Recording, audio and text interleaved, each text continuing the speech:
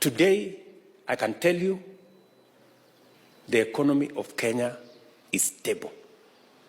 Our national debt is now over 12.1 trillion Kenya shillings. We have borrowed over 3.5 trillion Kenya shillings in 3 years.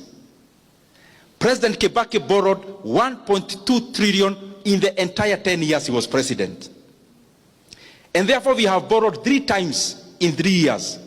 We have borrowed 3 times what Kibaki borrowed in 10 years. That's the money Kenya has borrowed in the last 3 years alone.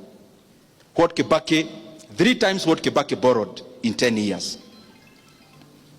And in that money I have not included other debts that Kenya has now become clever to borrow in the name of something called securitization. I have not mentioned even that.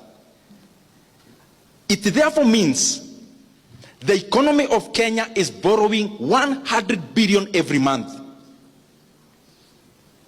And every single day, when the lights go off, every day, every single day, Kenya is borrowing 3.4 billion every day.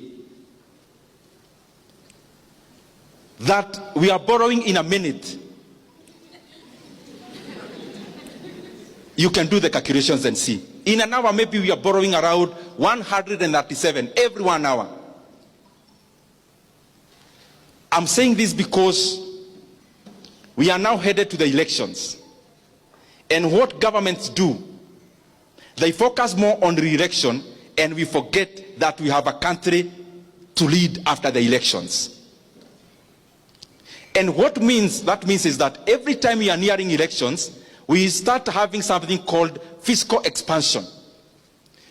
Because maybe there is nothing much to be seen for the past year, then in basically 1 year, we want everything to be seen.